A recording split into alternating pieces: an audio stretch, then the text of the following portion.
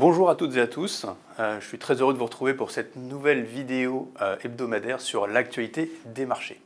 Alors une actualité des marchés encore une fois chargée et le point principal qui a son importance aujourd'hui et qui est regardé par l'ensemble des investisseurs, ce n'est pas forcément le gouvernement français, on va en parler, c'est le chiffre de l'emploi aux États-Unis.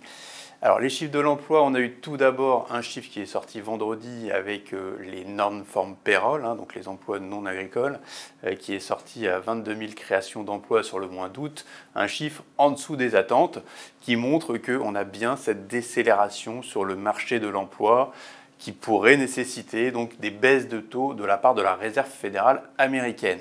Alors là-dessus, on a eu aussi des révisions qui ont été publiées par le BLS, le Bureau des statistiques sur l'emploi aux États-Unis, et qui a affiché la plus forte révision historique sur les chiffres de l'emploi entre avril 2024 et mars 2025, avec une correction à la baisse d'à peu près, annoncée de 911 000 créations d'emplois en moins. Donc en fait, on est sur une dynamique sur le marché de l'emploi aux États-Unis qui ralentit. Alors ça se tient, mais on a quand même ce ralentissement qui était attendu, qui a l'air plus marqué et surtout qui a l'air de s'être enclenché un peu plus tôt qu'anticipé.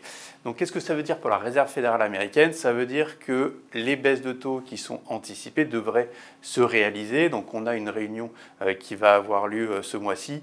Le marché attend une baisse de taux de 25 points de base, mais même peut-être une baisse de taux de 50 points de base. Alors il n'y a pas beaucoup d'anticipation sur ces 50 points de base, mais il ne faut pas l'exclure.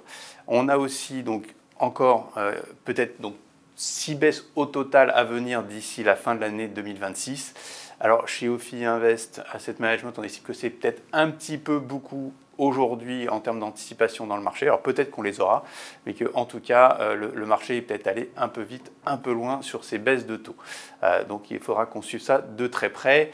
Côté taux américain, on a un taux qui revient sur la zone des 4,08 sur le 10 ans, donc des taux qui se tiennent plutôt bien également. Alors, en dehors des statistiques sur le marché de l'emploi américain, j'en parlais, donc les autres informations qui ont leur importance, ça va être le contexte politique en France, avec la démission du gouvernement dirigé par François Bayrou et la nomination assez rapide de la part d'Emmanuel Macron d'un nouveau Premier ministre, Sébastien Lecornu. Alors, les réactions par rapport à ces annonces sont très limitées sur le marché.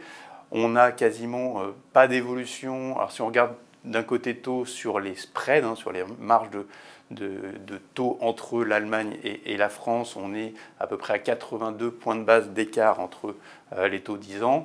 Alors ce qu'on constate, c'est que le taux 10 ans français maintenant est arrivé sur le taux à peu près sur le même niveau que le taux 10 ans italien. Donc c'est vrai que ça c'est une nouveauté, mais c'était plus ou moins attendu. Et on a un taux 10 ans aussi dans ce contexte-là qui ne remonte pas forcément puisqu'il est à 3,46.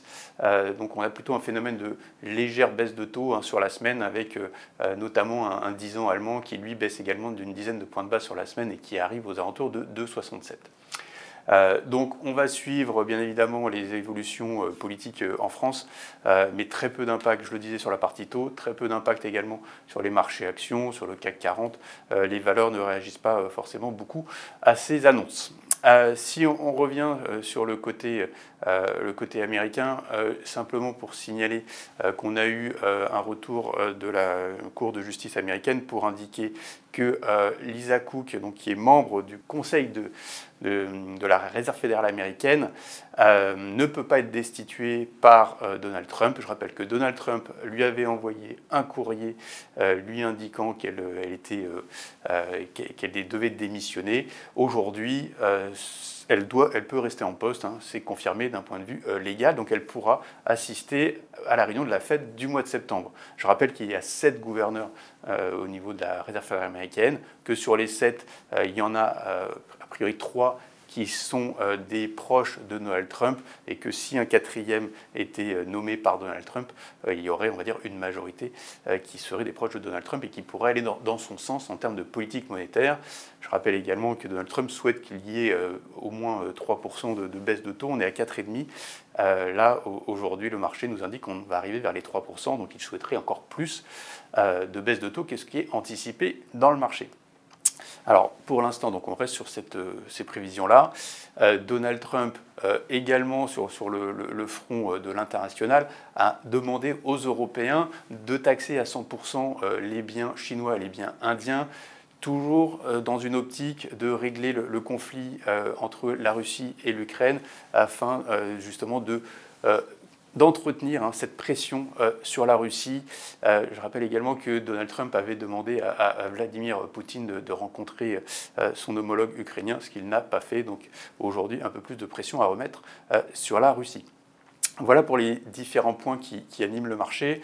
Sur la partie taux, la partie crédit en particulier, on a des spreads, des marges qui sont très serrées.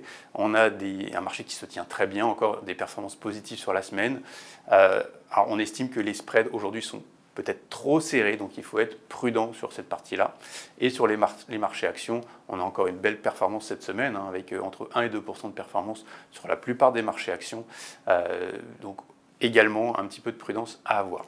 Je terminerai par un mot sur l'agence de notation Fitch qui devrait donner son avis sur la qualité de la dette française. Je rappelle que Fitch a donné une note AA-. Déjà il y a un an, elle avait abaissé la note de la France à AA-. C'était la première des agences à baisser sa note. Elle va revoir sa notation ce vendredi. Elle peut très bien baisser encore d'un cran la note de la France. Ou maintenir et attendre encore 6 mois pour la baisser, mais on est plutôt dans cette direction-là.